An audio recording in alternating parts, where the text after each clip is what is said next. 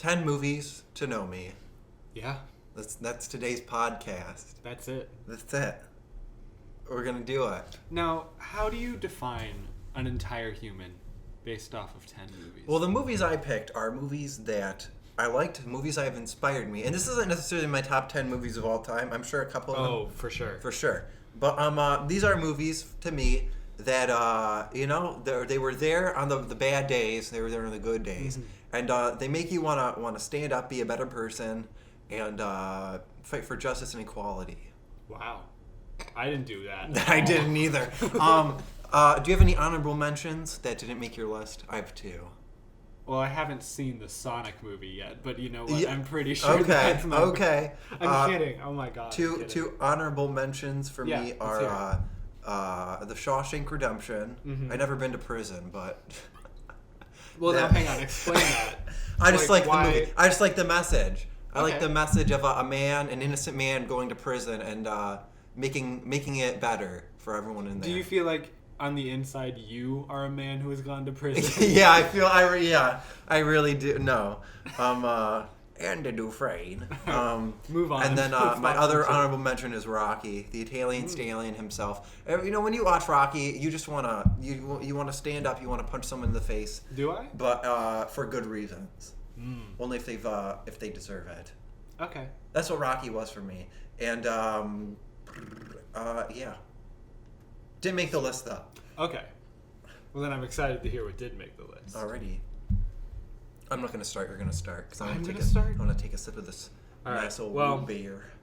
I'm going to start with a movie that I think captures my sense of humor when I was a kid. That was the root beer. I will cut that. Oh, okay. No, keep it. It adds character. You slurping down a root beer? Yeah. I'll get closer to the mic next time. No, really. I'd appreciate it if you didn't. Lock it down. Okay, so as a kid, this movie really shaped what my sense of humor turned into, and that is The Mummy. Have you seen The Mummy? The Brendan Fraser one? The first one is hilarious. Okay. Like, I rewatched it recently, and I still laughed. Like, okay. The jokes hold up really well. Like, I know it's not an amazing film. It should not, like, win an award for anything. Yeah. But, like, I legitimately had a great time watching it. And I think the quick, sort of quippy humor was really original at the time. And it blew me away. And I think it shaped my sense of humor. Okay. That's good. I haven't seen The Mummy, so I don't really. I can't add to it. But, you know, I'm happy it was there for you. Thank you. All right, so my first movie up, I'm gonna go backwards in my list. Okay. Is because I'm number one on a lot, and I'm gonna get into it. But so Toy Story 2 is my first movie on my list. You know, this movie I think is one you watch as a kid and it's fun, but then you get older and you just appreciate it more. I see. I just like the idea of Woody feeling like, oh, he's past his prime, kind of. He's a broken man. Do you feel like you're past some your days? prime? Some days I feel like a broken man on the shelf with Wheezy the Penguin, and he lost his voice box. Oh my god. Really? Yeah, you know, I think everyone has those days where you're like, what am I doing with my life? I mean, sure. Yeah, you know, I hope, because otherwise I'm going to feel really weird about opening up about this. But, you know, I feel like we've all had those days where we have the Andys in our lives, went to camp, and left us on the shelf, and our arm is broken. You know what I mean? Metaphorically speaking. Sure. I think I do. Yeah. Okay. Any thoughts on Toy Story 2? Good movie. Good movie, great movie. Mm-hmm. I think what I really like about this movie too, from a filmmaking aspect, is if you don't know about the making of Toy Story 2, look it up on YouTube. There's like videos and stuff. It's incredible. This movie should not have really happened. Like it should not have been made. Like the odds were very much against it. And how do you think that translates into you? You shouldn't have been made. Well, not into this. That's another podcast. That's not a movie podcast. Okay. All right. My second movie that shaped me is Memento. And I don't know if you've seen Memento. Oh my gosh, I just choked on root beer. Oh my gosh, root beer was a bad choice for a podcast. Yeah, we'll stick with water next time. Oh my god, I guzzled this down. You shouldn't really be choking on root beer. I know. I Memento. have the urge to burp too. It's so bad. Memento, Chris Nolan. Yes. I got a Chrissy Chris coming up. Oh, nice. So what Memento is about is, right, it's this person who's trying to remember what he can't and like piece together his past, and I think sort of the self-realization that goes into what your past has shaped you into is something really important. And I don't know if I do that, but it's something I'd like to do more often, right? Like looking back on your past experiences and growing from it. So I think the movie had a good message. Okay. So overall, It's a fun movie. I remember I watched that movie at an age where I was probably too young to watch it. Like my cousin was watching it, and I came into the room and I was like, "Oh, what are we watching?" And I was like, "Oh," and I was like, "Oh, that guy's supposed to." Or not that guy's supposed to direct. The actor was in Iron Man 3. I was like, "Oh, he's going to be in Iron Man 3. This must be a great movie." And I watched it, and I was I liked it. And I revisited it recently and actually really enjoyed it. It definitely holds up. Yeah. All right, my next one's a Christmas movie, but a fun one I watch every year. It's a Wonderful Life. A story about a man, and you know what? This movie, you could probably cut a solid 30 minutes out of it, but you know what? I wouldn't change it if I had the choice. You just really get to understand George Bailey. You get to see his whole life, and then.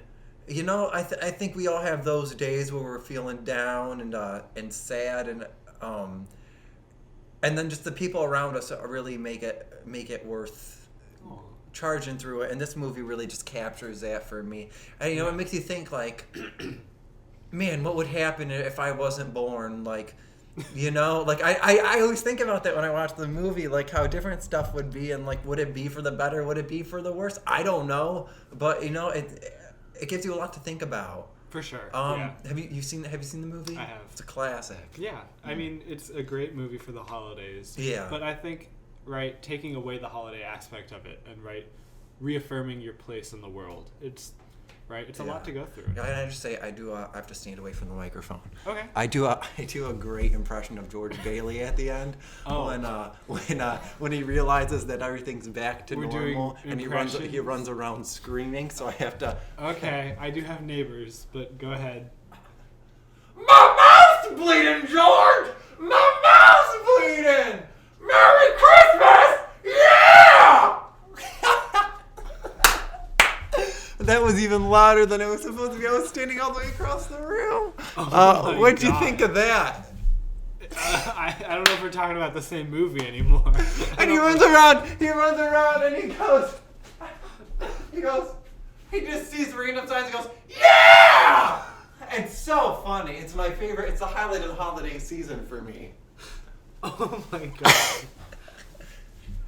Top that. What's the next one on your list? I can't do any impressions. I will never top that. I guess I'll do something similar. Wakefield is a movie. Okay. Where a man decides to step away from his life, and he goes into his backyard, into his garage, just goes into the attic, and just never gets out. Like he's watching on purpose? Yes. Okay. I've never heard of this. His life is really like sort of monotonous, and he's sort of craving like something new. So he's like taking out the trash or something, and then he like goes up into the attic, and he's like, "Oh, I'm gonna hide here, and then like when my family can't find me, I'll surprise them." And then he just doesn't come out, and like he watches as his wife like is calling. I'm very interested in watching. And this. like his kids are like distraught, and like. He's just like, well, I'll surprise him. I just want to see how far I can take this. And then like he starts becoming curious. And I think what really, like you were talking about, right? It's the whole like what role do you have in the lives of the people around you, right? And so this man decides to like test that by removing himself, and like his wife starts to move on, like after a few like months, and like. So did they think he's dead, or what did they think? Well, there's a search party. Like they called his work.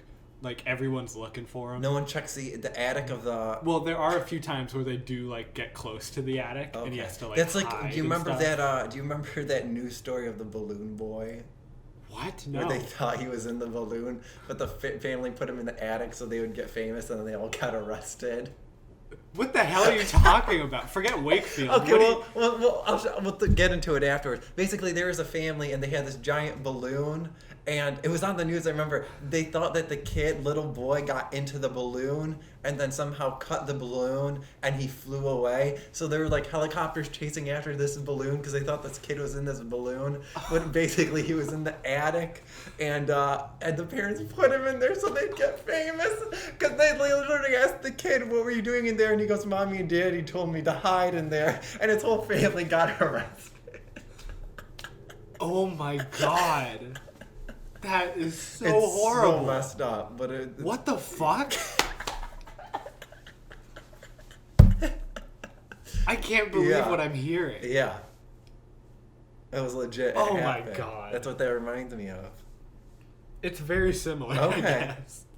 But right, like, I always like to know what my role is in other people's lives. Yeah. Because I'm a big supporter of, making my friends and family's lives better for me being in it. So I try to make people happy. I try to be a positive force in people's lives and stuff. Yeah. So You are. I'd say you're a positive force in my life. Thank you, Frank. Mm-hmm. That means a lot. Oh my gosh. So this movie, right, the whole like deep dive into like what's going on, I think it's very cool. Okay. Alrighty. My next movie is a Chris Nolan film. Christopher. Christopher. And it's Batman Begins. All right. This I should've movie, known. it has to be, Yeah. It's about a man who is a selfish man who decides, you know what, I've had enough, and I have to go away to A study abroad trip. study abroad trip, and he fights for crime, he fights for heart, he fights for justice. He transforms into a vigilante of justice, and he takes down the bad guys. In this movie, I watched this movie and I want to put on the mask and I want to run around. Do you feel like Bruce Wayne? Do you see him? I can see a little bit of the cockiness sometimes. I think is something sometimes I go a little too. I wouldn't say that. Okay. I would say the parts of the Batman character that I see in you are, wanting to stand up for people. Okay. I see you as like someone who's willing to deep. I take. like that. Well, hold on. I see you as willing to maybe take on fights you don't know if you can win, but you think are worth fighting. That's been a thing. I've had my fair share of Sure. fists connecting to my face. But you keep fighting though. Yeah. And I think that is Duncan, this is sweet. Oh my! Would you This shut is. I up? think this Shut is up. our best episode. Shut dude. up. I genuinely think so. Thanks, man. Dang, this is really good. All right, I really liked that. But this movie has a deeper tie to me too, because I had my senior year of high school when my buddies passed away, and one of the last conversations we had was actually about Batman Begins. And so whenever I watch this movie, I always think about him too, and just like the kind of person he was, and he definitely had, like you were saying, like that Bruce Wayne thing to him, where he was one of those kids where he would at lunch he would hang out with the popular kids for like 5 minutes, then he'd go sit with like another group of kids who weren't considered to be popular kids for 5 minutes. He'd come sit with me for 5 minutes. I remember one time I was walking down the hall and he was passing by me, put his arm around me, and was like, "Frank, buddy, where are we going?" And I was like, "I'm going to science class." And he was like, "All right, we're going to science class." And so he walked with me down there and stuff. And I was like, "Dude, you're going to be late for class." And he goes, "Oh, they won't miss me." And so like he was just the kind of person who'd go out of his way to make you smile and stuff. And it was heartbreaking when he passed away, dude. And oh my god, I still have a hard time believing it sometimes. But Batman Begins was the last conversation we ever had was about Batman Begins and stuff. So well then, yeah, it must be very important. it's a very personal movie. On that heartbreaking note, Oh man, top I gotta that. follow that. Oh, shit. Okay, I am a really big fan of the movie Ex Machina. Okay. And I know we're not doing movies that we're like fans of. Yo, there's some police outside. Dang. That's a lot of That's cop a lot of cop cars. Where are they going? Why is that one stopping? Yo, what the hell's happening? Okay, wait. Wait a minute, what's happening? Okay, they're going back. Oh man. Pause the Oh fucking my podcast. gosh. That bus is in the middle of it. Oh, maybe it's a basketball team. They're escorting them. Because isn't there the NBA thing happening? I don't know. Dude, that's crazy. We're going to have to edit the podcast. No, I'm leaving all this. You're leaving all this in? Yeah, absolutely. Oh my god. This is what we look like. Face reveal. No, I'm not revealing me. Okay. Alright, let's continue. So you were talking Ex Machina. Ex Machina. I enjoy sci-fi movies. As you should. So when I went into this, okay, the reason I picked this movie is because it's the kind of film that I want to make. Ex Machina has maybe 3 main characters throughout the whole movie, and the reason that I like the idea of not having a lot of characters is that the movie devotes a lot of time to those 3. Right? When you have larger franchise movies, you have like 13, 15, like 20 characters that they sort of have to balance the time around. Okay. And what I appreciated about Ex Machina is that the 3 characters they did have were given a lot of time, a lot of care, and I think if I try to like write movies and stuff, I would want to put that much care and devotion into the characters I make. Okay, I like that. That's really sweet. I definitely have a movie on here. This is going to be my last one where I talk about that's kind of movies I want to make and stuff. Sweet. So we'll get into that. But I really like that Ex Machina. I haven't seen it in a while. I should rewatch it. But isn't it Alicia Vikander? Alicia Vikander. Yeah. Is it Alicia? Or Alicia? Alicia sounds kind of like not right now that I'm saying it. But I don't know. Okay. If she's listening, feel free to contact me. Give me your phone number and we'll talk about do a it. voice recording of you just saying your name. We could like go to dinner or something, like talk about it. Hey, don't say that. Florence Pugh's gonna get jealous. Oh my God! Stop bringing up my crushes. I'm allowed to dream. Okay. My next one. Are you done? Is that everything you had to say? Yes. My next one's a movie I only saw a year ago. Okay. Not even, but it's what's from the 90s, I believe. The Lion King. Wow. Yeah. The opening to this movie. This is the best opening to any movie I've ever seen in my life. No I kidding. literally watched it and I shed a tear. And I was like, this is cinema. Like, I was like, holy crap. Wow, that's high praise. I was astounded by the animation, the emotion, just everything from it. All the elements work together so perfectly. If I have to complain and it's nitpicking, it's the little time jump that happens between that musical number. What's the song? Hakuna Matata. Oh, okay. Where they like age. Like, I feel like there could have been more development there, but I mean, it works. It works so well. It just became one of my. I watched this movie and I just fell in love so fast, so easy. Any thoughts on The Lion King? I remember watching it a lot as a kid, and I really liked. Well, I think I watched it a little too young. Okay. Well, yeah, it's a Disney movie. It's a Disney and movie. Kids when you watch it. honestly surprised I didn't see it. I think I Until missed recent. a lot of the like maybe deeper motifs. Have you seen it recently? Or? I haven't. It's been a while. Okay, you should check it out. But I remember it having like a very deep impact on me, and I'm not surprised that it ended up being very impactful to you. Yeah, that's all I have to say. All right. And it's a story of I'm a sucker for family stories, and it is like the You do seem penultimate family story. You strike me I as love the family relationship, story type. the relationship between father and son. I just Yeah. love in movies too, especially. It's great. My next movie's The Avengers. No, Yeah. I'm kidding. I'm totally kidding. I wouldn't blame you. The first Avengers is a banger. Yeah, That's a I banger enjoyed of a it, movie. but no. Okay. I picked Her. Ooh, I haven't seen this one. Her is a. Do that again, closer. That's all. I'm sorry. Great. Why do we seem drunk? We're I not don't know. drunk. We're not. We're drinking root beer.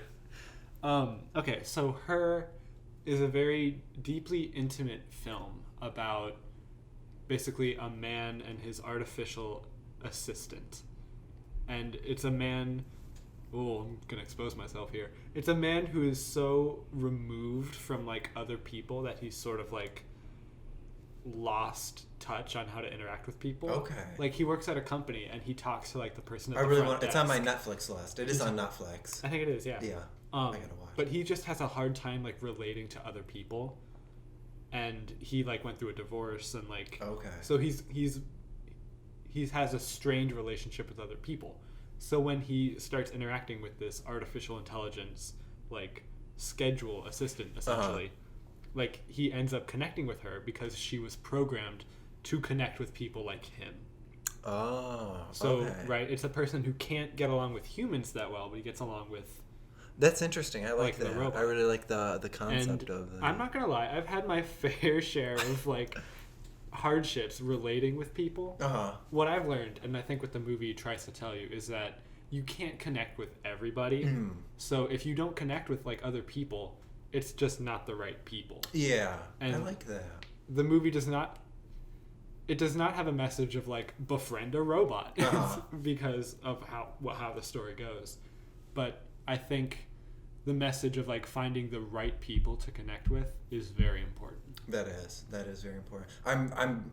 I had no idea what the movie was about. All I know is that a man fell in love with a cell phone or something. Well, it kind of got memed like that. It was it like, did. But Siri, will you marry me? So I haven't checked it out yet, but after that description of it, I really want to check it out now. Fascinating. Yeah, you did a good job. You've sold me on it, Thank my you. friend. I will accept royalties from the movie.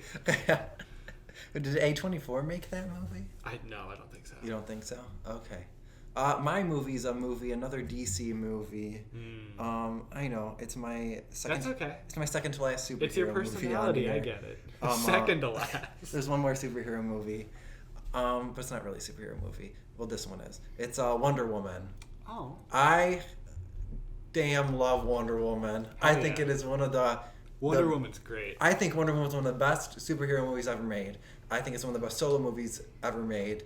And I love it. I was really struggling to choose between this one and Man of Steel to put on my list because I really like Man of Steel for like I just like how it relates to religion and stuff, and to me that's always been kind of like personal, like the idea that Clark Kent gets pushed down and he can fight these kids, but he could beat them, but he chooses not to because he knows he can hurt them. So you feel like I love Man you of choose Steel. not to fight people. No. I went with Wonder Woman though because I feel like there's more humanity in that film. I really feel there's more. What do you see in Wonder Woman that you see in yourself? The thing about Wonder Woman is not that I see something that I see in myself. It's something I see in that movie that it gives you something to strive towards. I feel like you know it gives you Is she your role model?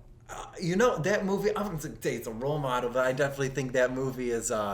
It definitely has had an impact on me. She's your hero. She is my hero. Aww. I just think, I think Gal Gadot plays it. She's a badass. She plays the badass. She plays the heartfelt. She understands. She's understanding. I love the affection she showed in that movie. She shows affection. Right? She has a big scale of emotion. She can like crush a tank in her bare hands. She gets angry, and there's points where she's like, maybe humanity isn't worth fighting for and stuff, and she questions.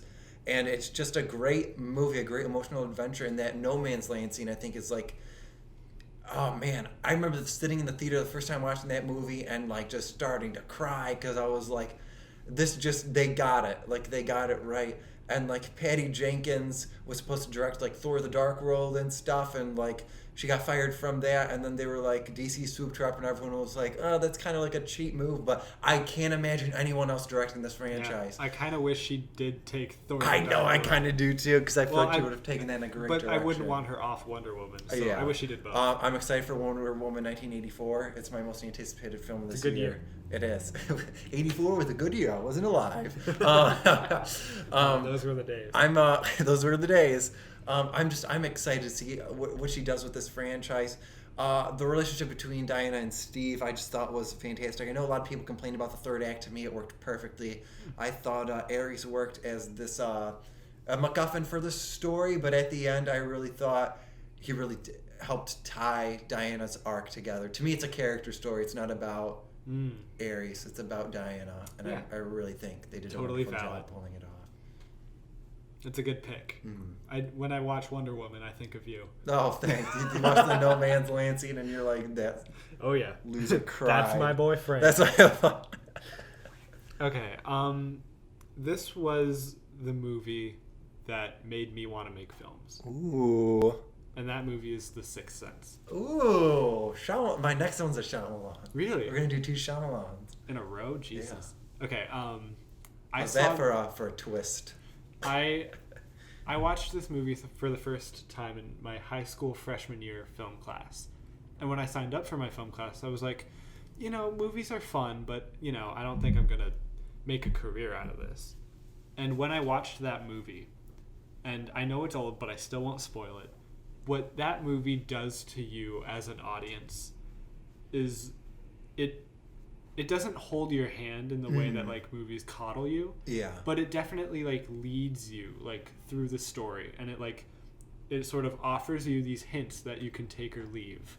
You know what I love about Shyamalan is his use of color, especially in that film with the color red. Oh, he does great. So great. That whole movie. He's one of the best. I know people give him so much crap. He's one of the best directors working. I think he's really proved himself for sure. I will say, sometimes his scripts struggle a little bit, but my God, if that man the thing about The Sixth Sense is that the script felt very minimalistic, right? There wasn't a whole lot of like dialogue. There wasn't like, because right, it's a story about this little boy who doesn't understand why he has the ability to see dead people. Yeah. And so there isn't like a big company trying to like steal that power from him. Yeah. There's no like assassin trying to hunt him down. It's just this little boy and his therapist trying to figure out. And no one believes him too. Trying to figure out how to live a life like that. Yeah. Right? It's a very deeply personal story. And I think that inspired me to really focus on character work. You know what I mean? We need to bring back Haley Joel Osment. He needs to be in more stuff. I don't know about that. He does. He's really good. I've seen him. He pops up here and there and stuff. He was in The Boys for like an episode or two. He was in Tusk, which I made you watch this Halloween season. Yes, you did. Yeah. I freaking love Tusk. I just think Shyamalan is just incredible. Absolutely. Is that everything you have to say? Because I'm going to transition to my Shyamalan Please movie. do. So in my high school film class, we watched Unbreakable, and it became one of my. The movie's not Unbreakable that I've chosen, but it became one of my favorite films. And that's before I watched that. I had the impression of Shyamalan that everyone had, at that time, where it was like, oh, he ruined The Last Airbender and stuff, and. My God, I watched Unbreakable, and I think that was when I fell in love with this man. And I've studied each and every one of his films. I've watched them multiple times. Like I love them. Even the ones where they weren't received well, like something like Lady in the Water. Mm-hmm. I could watch that movie over and over just because it's so different for me. And yeah, there's stuff in there that doesn't work. Sure. But the stuff that works, and it works so well. And to me, this past year, 2019, when he came out with Glass, which is the movie that's on my list. Oh, yeah. This movie just resonated with me so hard. I really like the message of wanting people to see you, being like, no one believes in you, and having that. I just really related to that. I know I had stuff in like elementary school with teachers not believing in me and stuff. And, my parents having to, like, go in and be like, no, like, they really fought for me and stuff, and looking back on it, I really appreciate it now.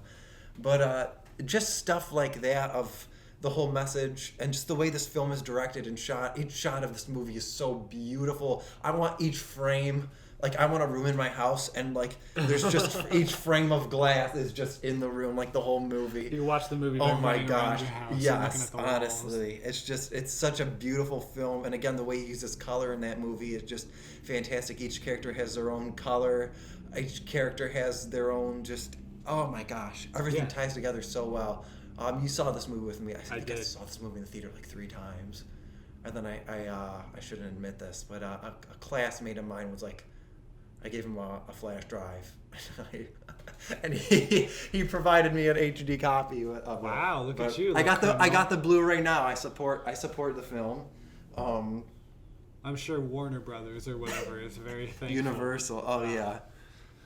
Oh man, yeah. I remember I actually got in trouble because I worked at a movie theater while it was playing, and I got in trouble. For what? For watching it? For watching it, and they were like, "They can't fault Theater you. 5 didn't get cleaned. Frank, why didn't Theater 5 get cleaned?" And I'm like in the theater watching Glass, and my microphone is off. And then I wonder why they let me go.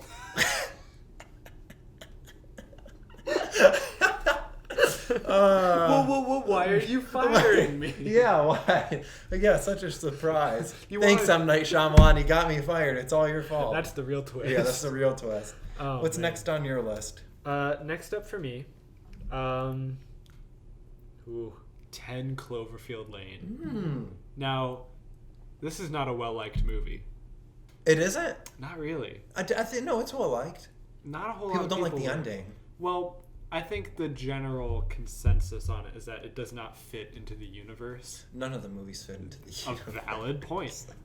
But 10 Cloverfield Lane,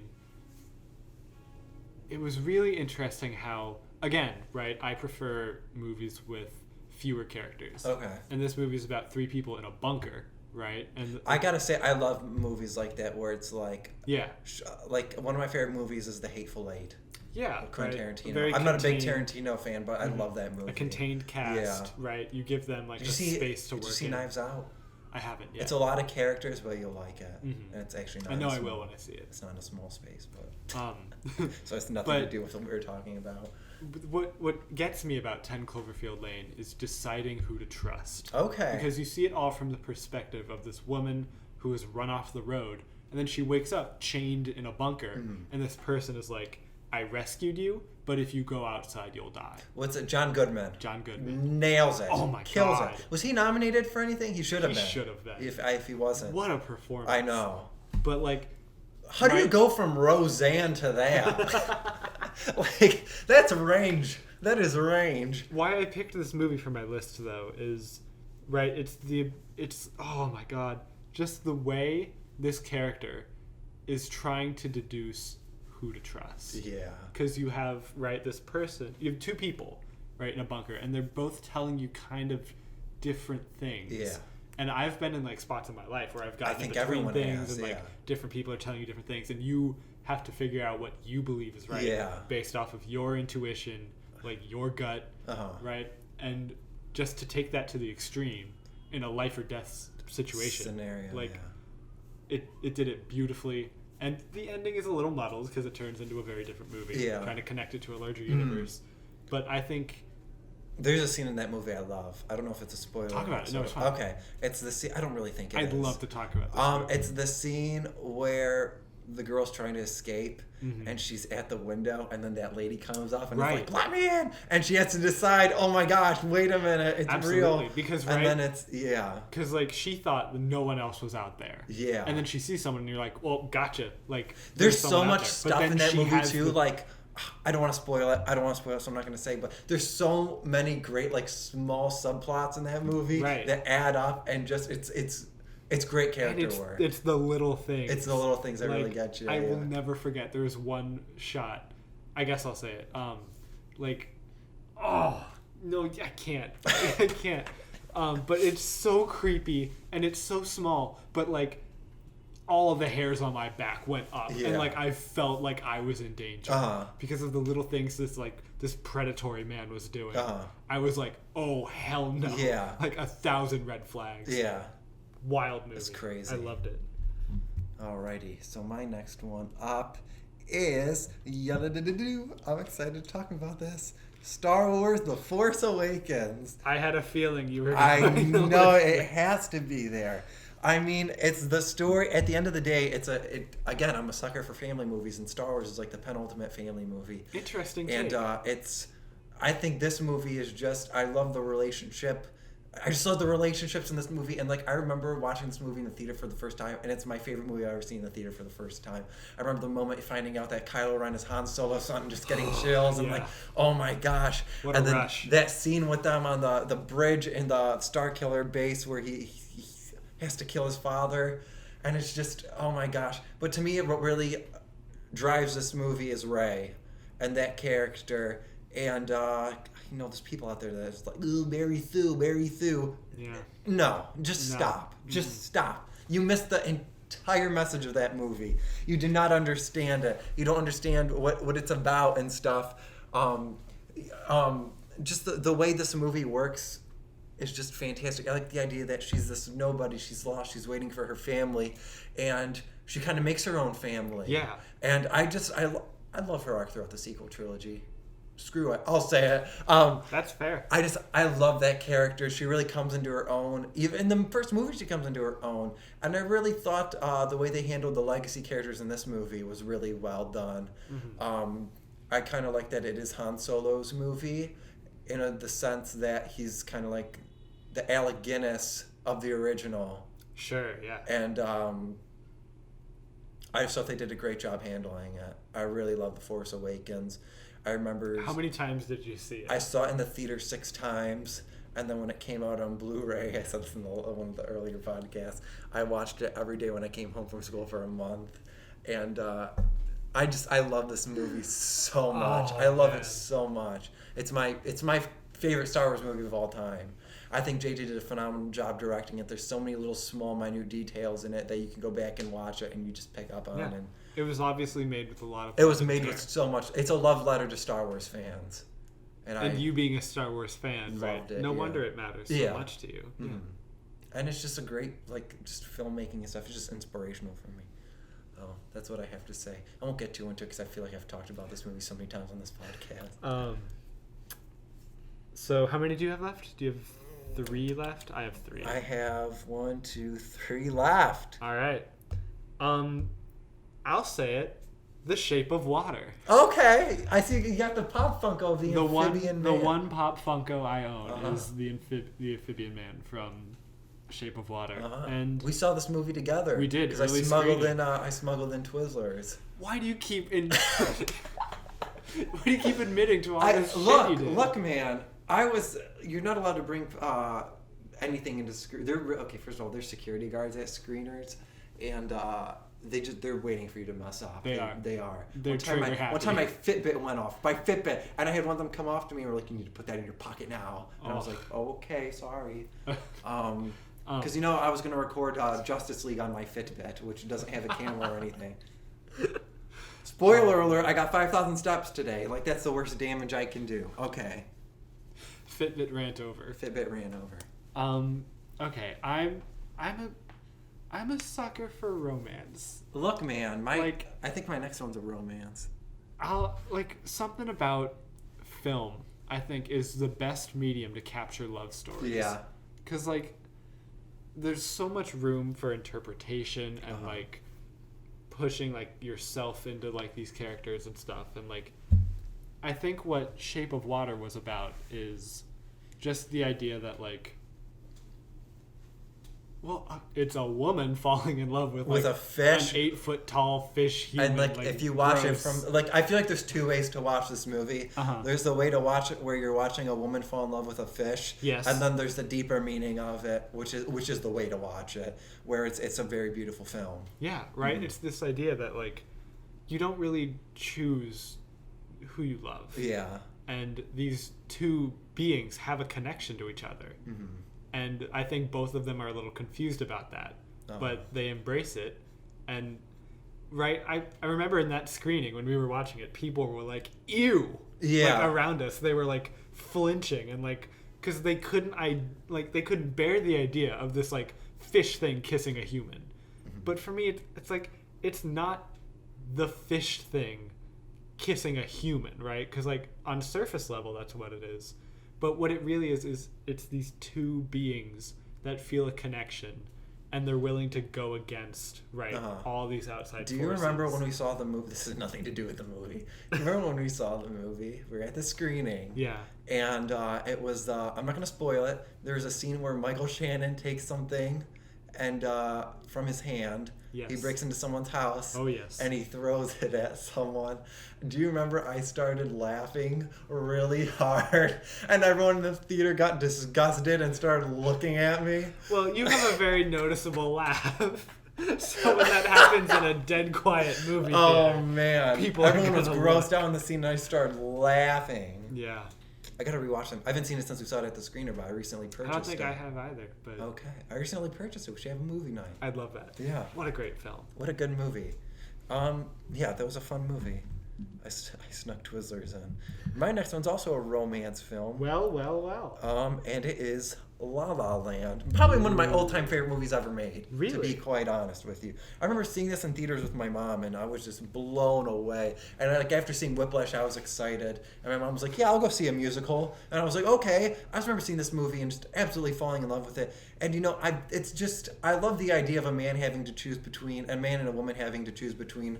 They're in love, but they have to choose between romance and their career, and like it was so painful to watch. And I think why this movie works as opposed to something like I was talking about Marriage Stories. With this movie, you actually get to see them fall in love with each other, and then the eventual Marriage Story is all about the aftermath.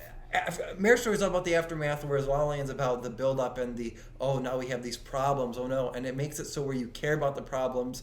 And you want them to be together. You want them to be happy because they do love each other and they do make each other happy. But it was just so hard to watch, and I think that's why I love it. And I think the way it's shot, filmed, directed, and everything, the way the lighting works, it's just absolutely gorgeous. The musical numbers are gorgeous. The way everything's shot just comes together so well. And I think it's Chazelle's best film. It's one of my all-time favorite films ever made. I remember I went to Best Buy the day it came out and I got the damn Steelbook, and I was so happy to watch it. It's one of my favorite movies of all time. Have you seen La La Land? I haven't. You've never seen La La Land? Not yet. Oh, we're gonna make a list of movies to watch. All right. And La La Land's gonna be the first one. I love La La Land. There's like a thing called La La Landers for life. People love La La Land, and I consider myself one. I love this movie so much. If you're into film, a filmmaker, and you watch this movie and it doesn't inspire you, something's wrong. That's all I'll say. That's all I'll say. Wow, harsh. I love La La Land so much. What's your next movie? My next movie is A Monster Calls. J.A. Bayona. This movie... Phenomenal movie. Phenomenal movie. I need to rewatch this movie. Oh my gosh. I just got the biggest smile on my face. I'm so excited to hear your thoughts. And I'm interrupting you. Go. A Monster Calls is a very bizarre movie. And I'll admit, the first time I watched it, I think for the first half of the movie, I was like, what the hell's happening? Yeah. Liam Neeson's a giant tree monster. He's like, oh, Sean O'Connor. Right. It's about this little boy. You must face the truth. Whose mom has terminal cancer. Yeah. And to add on to it, there's a 100-foot tree monster who's chasing him down, trying to tell him a story. Yeah. And this kid's like, oh my what God. the hell? Just hearing you talk about this movie, I really want to watch it. It's such a good movie. If you guys have not seen it, you have to watch this movie. So the first half of this movie, I'm like, why is Groot from the Guardians of the Galaxy, who sounds like Liam Neeson, forcing this What's the fairy kid's name tale? in the movie? It was like Sean. Something. It was Sean O'Connor. Connor O'Malley. Connor O'Malley. I was thinking Sean. But Connery. right, it's this giant. It's this I remember he goes, tree. Connor O'Malley. We must talk now. Right, like chasing. I will down look this for kid. you. I will find you, and I will tell I you was a like, story. What the hell is this Yeah. about? And then there's a very, very Yeah. infamous scene. Yeah. You know what I'm talking about. Oh, I know what you're talking about. Where all of a sudden the subtext and the text come together. And you're Kathy Bates is great in that movie too. So is Kathy Bates? Isn't Kathy Bates in the movie? And Felicity Jones. Doesn't Kathy Bates play It's not Kathy Bates. It's Kathy Bates. Keep talking. It's the lady from Alien. Oh, it is Sigourney Weaver. I could have sworn Kathy Bates was in the movie. She is not. I'm gonna look it up, but Okay, you continue. There talking. is a very infamous scene at the climax of the movie. I don't want to spoil it, but you start to realize that one plot line is directly related to the other plot line, and it's about loss and acceptance of loss and what we leave behind, and there's so much Kathy Bates is not in the movie. I'm an idiot. I picked this movie because, I think I learned a lot about how to deal with loss from understanding this movie. Yeah. It teaches you a lesson that is not ingrained into us as humans, right? I would argue that we are not fully programmed at the start to understand loss. Movies like those, I feel like, are great because you can watch them from at our age and really enjoy it. But then I feel like as I get older, it's only gonna get better. Yeah, for sure. Because once you have more life experience, I feel like it's just that's how I felt honestly when I watched Logan for the first time. Yes. I was like, I liked it. I don't love it, but now as I've gotten older, I'm starting to really love Logan. Like, it's starting to resonate. Well, with right me. the first time you watch it, you're like, oh, it's a Wolverine movie. And then, like... Well, no, I didn't even go into the like after I knew it was going to be a different movie, but it's aged very well. It becomes something a lot more and a lot deeper. Not to talk about Logan for the next hour. Can I just say how much we love you guys listening to this and why you should like this video and subscribe to our channel is we don't want the noise of the heater to ruin the audio. My feet are so cold. I have a blanket wrapped around me and I am shivering. Frank looks like he has hypothermia. Oh my God, I'm about to die. But we're doing it because we love you and we want you to hear that crisp, refreshing sound. So if you could please give us a like on this video for our coldness. All right, like the video because Frank asked you to. Yes, and maybe we'll get money for this, and then we can buy a very quiet heater. It's never gonna happen, but thank you. All right, what is your? Do you have a second to last movie? The second to last movie is a movie. No more impressions, Frank. It's a movie you can't refuse. Oh, it's the Godfather. Oh yeah. Now what could you possibly have to relate to the Godfather? You know, it's a family movie. Interesting. It's a family movie. Would you say it's a good family? Nope. It's not the kind of family movie you'd expect to watch. Sure. It's a family movie, but I think this movie resonates. I think of my family when I watch it, not because we're in the mob or anything, but because some people when they were little watched Disney movies with their dad. When I was in my diapers, we watched The Godfather, and every Thanksgiving. Sounds healthy. Every Thanksgiving, the Godfather movie trilogy is on loop at my house, and it's just does sound fun. It's become a tradition. It's a very unique tradition, and it's just become one of those movies that I just resonate with. I don't necessarily connect with the characters. You connect with the characters, but not in a way where you're like, oh, that's my life, Hopefully not, because go see a therapist if it is. Yeah, but, I want to work on that. I don't know. It's just a movie to me that, like, the filmmaking is phenomenal. And just when they go to, like, the Italian parties and stuff, it reminds me of my family and stuff. Listening to the music, seeing everyone singing and dancing together. It's very Italian. And it reminds me of my home. Aw. Yeah. I can totally see why watching The Godfather was sort of like. I love scenes of like the big Italian feasts. To me, is what gets me. I'm sure it's relatable. It's relatable. Like the Sunday dinners, I'm like, that's me every Sunday at home. Like we always go to my grandma's, and we always have the big Italian dishes where there's more food than anyone needs. I remember the one time I was there. You came for Thanksgiving. You came for Thanksgiving. Oh my God, I'll never forget. You should come for Christmas. How many people? How much food? Yeah, Christmas they do the 7 fishes. My family does 15. Whoa! Like it's insane. You eat There's that many more fish than there are people. That's amazing. It's God, I'm fucking hungry now. It's ridiculous. Ugh, I can't have a feast. I'm a college student. I can't afford sandwiches. So is this next one going to be your second or number one? This is my last. It's your last. It's the number one. I wouldn't say number one. This is the last movie that I think defines me as a person. Okay. And that movie is... Why are you standing up and roll? Mamma Mia, baby! For real? Woo! For Hell real? Yeah. For real? My God. Mamma Mia, the first one, the musical. Okay. The second one's better. I've not seen the second You one. haven't seen the second one? Let me rant about the first one. Okay. Oh, okay. I know I'm a film student. I know I remember that to month like where you invited all 3 of your maybe dads over here.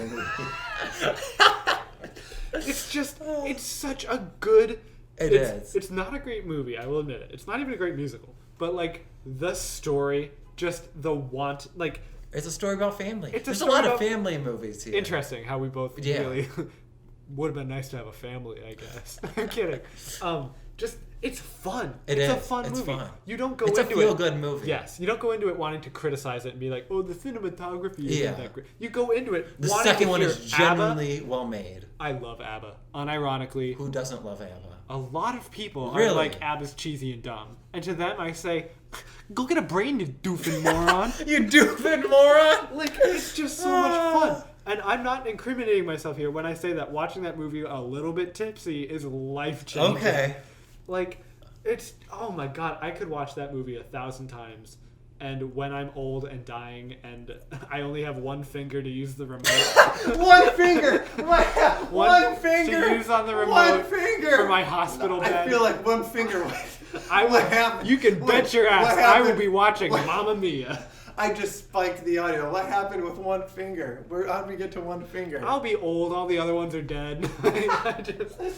One finger. That's the movie. That's the last thing I want to see before I die. Maybe my family, but more importantly, Mamma Mia. Mamma Mia.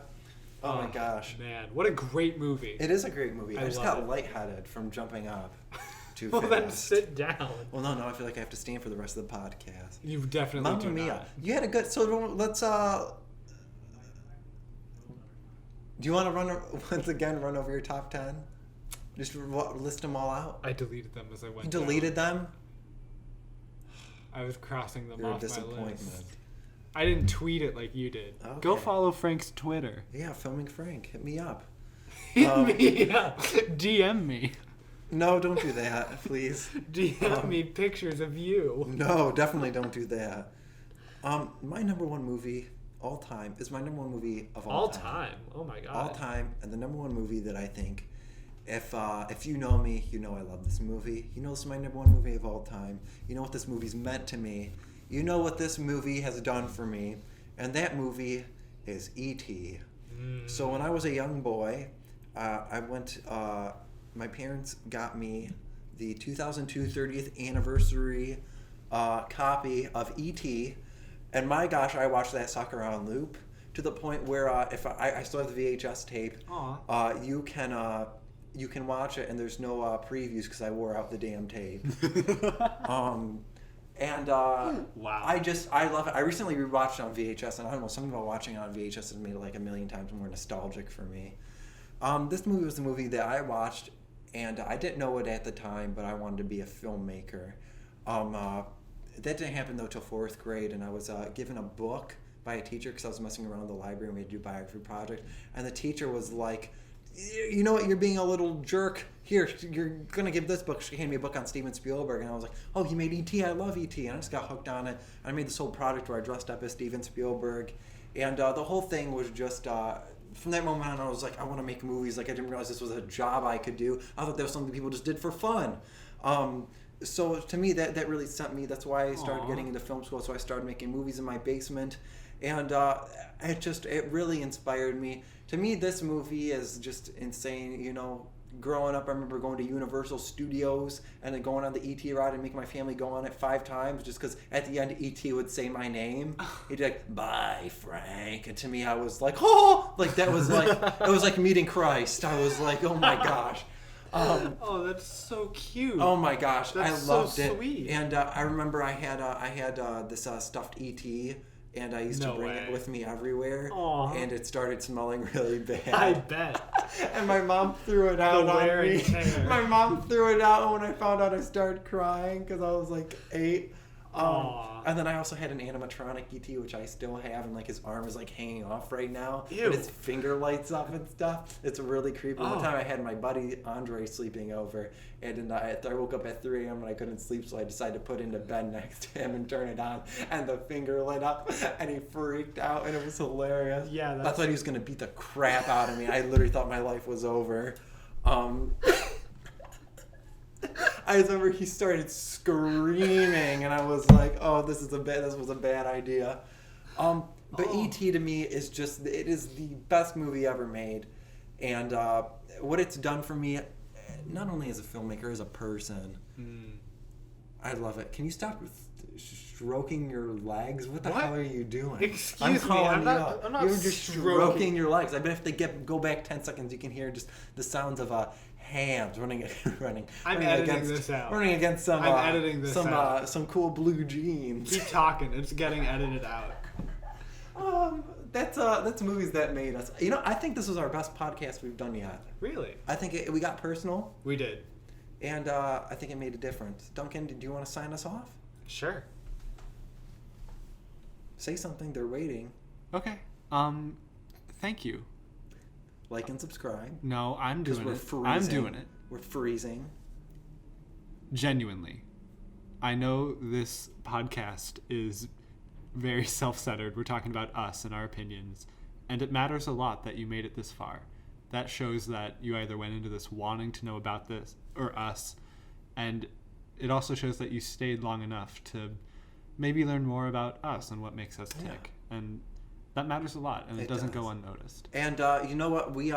I think the basis for this podcast too is I really want the audience to get to know us. Yeah. And then I want to start bringing. We talked about this. We want to start bringing guests on and stuff. But we really want to establish ourselves on this first. For sure. But guests are coming, and we're gonna have some. That is gonna be fun. We're gonna have some good ones. There's going to be laughs to be had on the Mr. Movies podcast. Oh my God! What a terrible name! A terrible name! What a great name! What an iconic name! So thank you again for joining us on this journey. Like and subscribe because I froze for you. We're going to turn on the heat and we gotta defrost. give Frank some life. Yes.